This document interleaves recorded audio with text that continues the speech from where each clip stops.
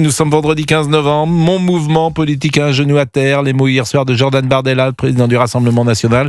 Sur CNews et Europe 1, Marine Le Pen est menacée par une peine d'inéligibilité qui anéantirait ses ambitions pour l'Élysée en 2027. Les réquisitions dans les procès des assistants parlementaires sont tombées mercredi, 5 ans de prison, 5 ans d'inéligibilité avec exécution immédiate.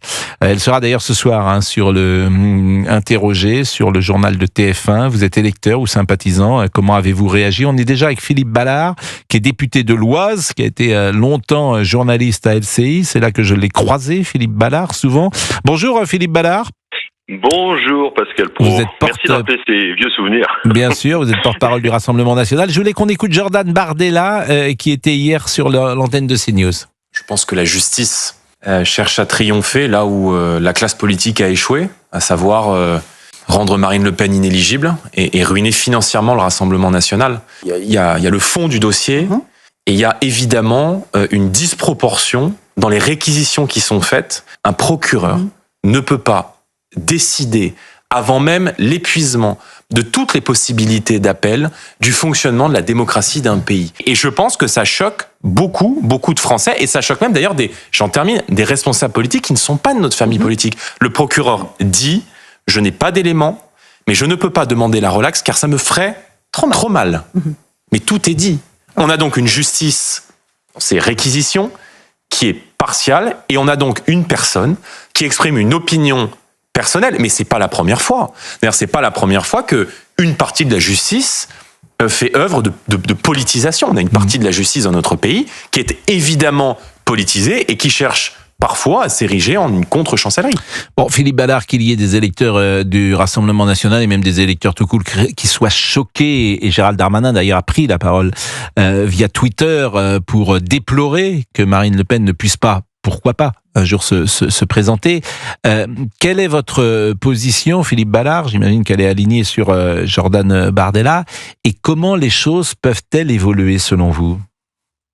Alors déjà, ce que l'on remarque, c'est un formidable élan. La pétition qui a été mise en ligne, 100 000 signatures en moins de 24 heures. Moi, j'ai appelé mon assistante parlementaire dans ma circonscription. On voit passer à la permanence des gens qu'on ne connaissait pas et qui nous disent mais voilà, on est choqués, de quelle façon peut-on vous aider? Donc voilà, déjà en signant une pétition, nous quand on est on a un genou à terre après une décision de justice, on manifeste pas, on casse rien, mais démocratiquement on signe des pétitions. Ce qui se passe, c'est grave, parce que Jordan Bardella le disait, on veut étouffer, on veut même bâillonner, on veut faire mourir politiquement une personne, Marine Le Pen, qui a recueilli sur son nom, on va rappeler le chiffre quand même, 13 300 000 voix lors du second tour de la présidentielle en 2022. Voilà, il y a une justice politisée, parce qu'on parlera peut-être du fond, parce que je ne sais pas si les Français comprennent vraiment le travail d'un attaché parlementaire. Donc on pourra peut-être faire 30 secondes de pédagogie tout à l'heure, mais l'heure est grave, et quand on voit l'inéligibilité avec exécution provisoire, enfin ce qui la motive, mais pardon, là j'en souris, mais c'est à pleurer. La magistrate dit ça peut provoquer un trouble à l'ordre public. Ah bon?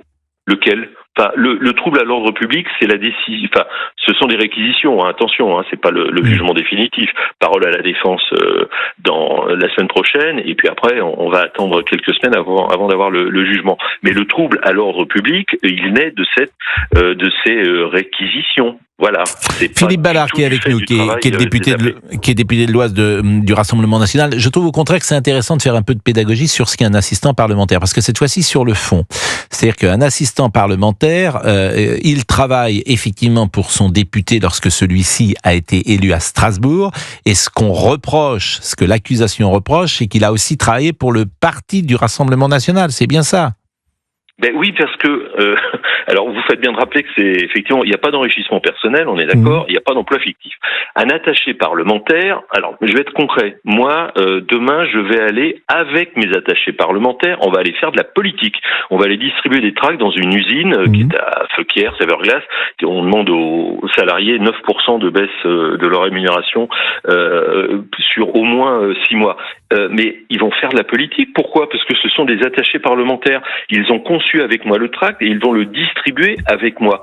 Et là, parce que je suis député français. Et alors, quand on est député européen, ça, on n'a pas le droit de le faire. Mais enfin, quand on est député, on fait de la politique. On fait de la politique. Donc voilà, un attaché parlementaire, c'est un salarié. Moi, j'ai 3 attachés parlementaires. Ils sont salariés, mais je les paye pour faire de la politique.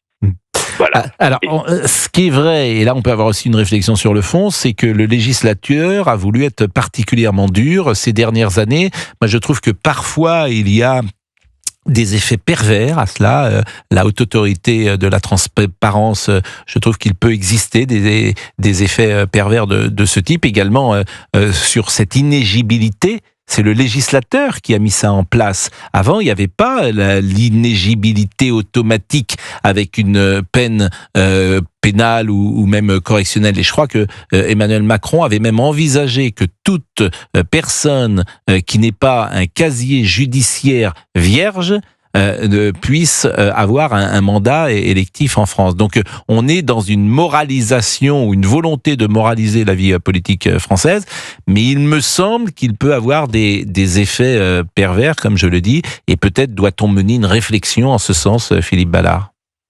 Non, mais que ceux qui se présentent devant les électeurs aient une probité exemplaire, ça semble une bonne chose. Bon, et puis après, attendez, c'est quand même les électeurs qui nous élisent. Si quelqu'un a trop de, je vais être un peu peut-être vulgaire, mais casserole, il passe pas le mur des élections. Mais là, ce qui est encore plus terrible, c'est que c'est à titre provisoire. C'est à la limite, c'est encore ça qui est plus terrible, c'est que là on veut bâillonner Marine Le Pen et les autres prévenus à titre provisoire. Enfin, c'est délirant, c'est-à-dire on peut faire appel, on peut aller plus loin, mais n'empêche que à titre provisoire, on peut plus être inéligible. Et même, vous voyez, Jean-Luc Mélenchon, vous parliez de Darmanin tout à l'heure, qui effectivement a fait ce tweet, mais Estrosi, même chose, c'est pas des amis politiques. Et même si vous lisez attentivement le tweet de Jean-Luc vous avez Mélenchon, parfaitement raison. Il s'étonne que ça soit à titre provisoire. Vous avez parfaitement raison et je vais le lire juste après la pause. Philippe Ballard est avec nous. Vous êtes dans votre circonscription, par exemple, Philippe, en ce moment ? Non, je m'apprête à y partir. Parce que le vendredi, c'est jour de circonscription. Ça dépend. La semaine dernière, on a fini à 3h du matin dans la nuit de vendredi à samedi, donc c'était un petit peu compliqué d'aller en circonscription. On n'a plus que le week-end maintenant parce que chaque vote compte à l'Assemblée, étant donné que vous l'avez remarqué, il y a plus de majorité depuis 2022 d'ailleurs. Donc on est obligé de passer. Bon, vous me direz, on est payé pour ça, mais on est aussi payé pour aller en circonscription. Donc on se démultiplie, mais avec beaucoup de plaisir. Du lundi au vendredi, du lundi au dimanche, veux-je dire. Absolument. Encore une fois, avec beaucoup de plaisir. Ça change du travail ça change du travail de journaliste. Hein. C'était les vacances lorsque vous étiez à LCI. Quasiment. Quand on fait des matinales, on se lève à 3h du matin. Pas mon mouvement politique un genou à terre. Ce sont les mots hier soir de Jordan Bardella. Je vous propose de l'écouter de nouveau. Il était avec Laurence Ferrari. Ce qui serait irresponsable, c'est de répondre à ce genre de questions quand on a un genou à terre. Parce qu'aujourd'hui, mon mouvement politique, il a un genou à terre. Je me prépare à exercer le pouvoir, mais pas aux mêmes fonctions que celles auxquelles Marine Le Pen se prépare. Voilà, c'est clair. Je compte pas faire mon beurre dans cette période, je vous dis tout de suite, donc je vais pas répondre à ce genre de questions. Et évidemment que je serai moi aux côtés de Marine Le Pen dans cette période, parce que c'est mon rôle de chef de parti. Et vous aurez compris évidemment que la question était, est-ce que Jordan Bardella serait le candidat légitime si Marine Le Pen était empêchée de pouvoir se présenter en 2027 ? Écoutons Didier Migaud, ministre de la Justice, hier sur CNews et Europe 1, interrogé par Sonia Mabrouk, qui a tenté de lui faire dire son avis, mais le ministre de la Justice n'a pas souhaité répondre. Sonia Mabrouk, la justice se fait pas sur un plateau de télévision. Est-ce que la justice politisée parfois se fait au tribunal ? Mais la justice n'a pas à être politisée. La justice, une fois de plus, applique le droit. Donc Et le droit, ce sont des politiques, c'est le Parlement. Et dans les réactions, tout à l'heure, Philippe Ballard citait Jean-Luc Mélenchon, et je vais lire effectivement le tweet du président, en tout cas de celui qui incarne la France insoumise. « Il y a en France et dans le monde un doute sur l'action de la justice dans le champ politique, écrit-il. Ces décisions devraient donc s'appuyer sur des principes constants. Une peine d'inéligibilité ne doit pas être appliquée avant expiration de tous les recours prévus par la loi. » Donc il est sur la même position d'une certaine manière que Jordan Bardella. Philippe Ballard est là et il va pouvoir échanger, dialoguer ou répondre aux questions de Jean-Pierre. Bonjour Jean-Pierre. Jean-Pierre, bonjour. Est-ce que Jean-Pierre est avec nous ? Jean-Pierre, je ne m'entends pas. Bonjour. Jean-Pierre. Oui, Je vous entends. Je vous entends très bien. Vous nous appelez d'où, Jean-Pierre ? Bonjour mon Pascal, je vous appelle du Portugal, exactement. Ah, c'est pour ça que ça passe pas très bien. Et, vous votez en France ? Non seulement je vote en France, mais je vis en France et je suis en train de...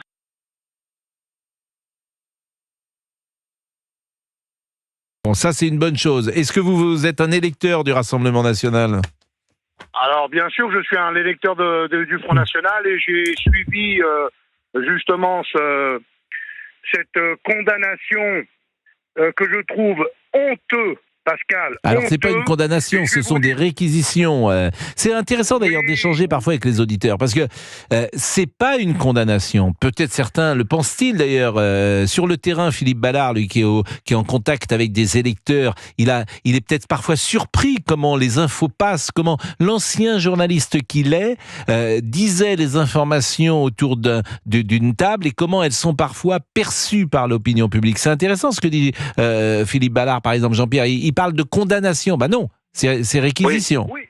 Non, tout à fait. Oui. On va rassurer Jean-Pierre. Ce sont c'est pas le jugement définitif.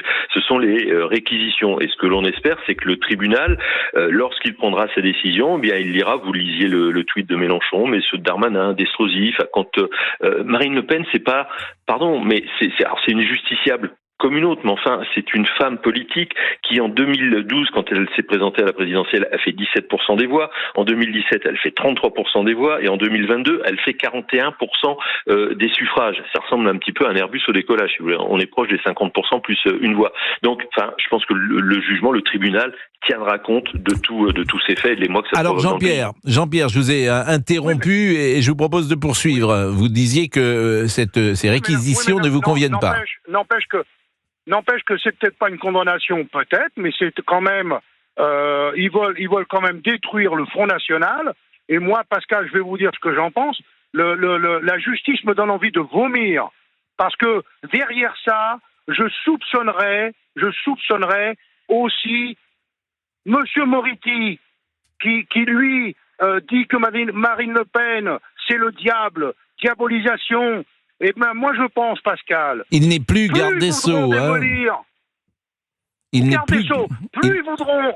Non, il n'y est plus, mais Pascal, quand ils sont plus, ils ont toujours un peu de pouvoir caché. Mais je vais vous dire, Pascal, plus ils voudront démolir le Front National, et je pense, et je renvoie un petit message à Marine Le Pen, on va se la jouer à la trempe, on va devenir plus fort. Et elle sortira encore plus fort, Pascal. Alors ça, c'est effectivement un effet qui est possible. Je ne sais pas ce qu'on pense. C'est à nous.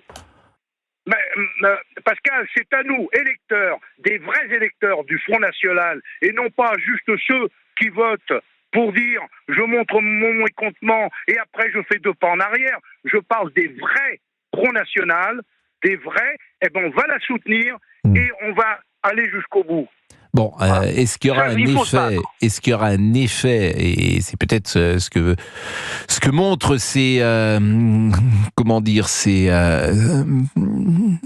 signatures et cette pétition, c'est peut-être ce que ça montre, et on l'a vu aussi avec Trump, c'est-à-dire que quand l'électeur a le sentiment que le système se met en marche contre lui, Philippe Ballard, il peut avoir une réaction que précisément le système n'avait pas anticipé.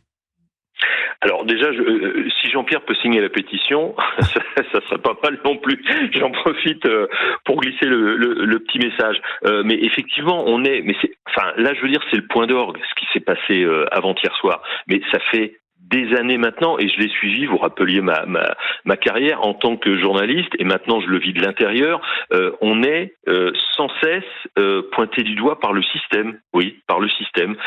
Voilà, mais Marine Le Pen, qui est une femme époustouflante, formidable, très forte évidemment, si la justice n'entrave pas son avenir, elle ressortira encore plus forte. Et je vous parlais de cet élan non seulement des militants, des sympathisants, mais des gens qu'on ne connaissait pas et qui viennent nous voir en nous disant qu'est-ce qu'on peut faire pour vous aider. Je pense que effectivement, tout ce qui est en train de se passer ne peut faire que renforcer Marine Le Pen, le Rassemblement national, Jordan Bardella par ricochet, et que je vous citais ce chiffre de 13 200 000 voix à la présidentielle. C'est encore des voix que l'on est en train de gagner en ce moment. Merci beaucoup Philippe Ballard, merci d'avoir été ce matin avec nous. Marine Le Pen est présente ce soir, invitée du journal de 20h. Ah, écoutez, oui, je l'ai appris en écoutant le flash d'Émilie Dez tout à l'heure. Donc c'est une prise de parole. C'est une prise de parole qui va être intéressante. Et qu'est-ce qu'on mesure dans ces cas-là aussi, c'est l'audience. Moi, j'ai été frappé hier, par exemple, Jordan Bardella était sur l'antenne de CNews hier avec Laurence Ferrari. Je viens de voir les audiences. Et en chaîne info, croyez-moi, c'est significatif. On était à 750 000 personnes. Qui ont écouté à 18h, ce qui n'est pas un horaire où d'habitude il y a 300 ou 400 000 personnes, donc il y avait le double. Et lorsque, de la même manière, Jordan Bardella est venu en début de semaine chez nous, ça a été une audience extrêmement importante. Donc il y a manifestement un public qui attend des informations, mais qui écoute aussi le Rassemblement national. Et ce soir, Marine Le Pen, ça va être intéressant, bien sûr, de voir l'audience. C'est un indicateur, il y en a d'autres bien sûr, mais de l'intérêt qu'ont les Français pour ce qui peut se passer, puis ce sentiment qu'ils peuvent avoir non pas qu'on leur vole l'élection, j'irai pas jusque-là. Il y a eu le précédent Fillon qui a laissé des traces. Il y a des choses comme ça dans la démocratie française. En 2005, les Français ont voté, et puis on les a pas écoutés. Et puis en 2017, on a le sentiment qu'ils ont un candidat, et que ce candidat est empêché. 10 ans plus tard, arrive l'affaire Marine Le Pen. Ça crée peut-être, ou sûrement, ou certainement, un malaise parfois dans la société française. Merci beaucoup Philippe Ballard. Je remercie Pascal, notre ami Jean-Pierre. Alors Jean-Pierre, qu'est-ce que vous faites au Portugal? Vous construisez une maison, dites-vous.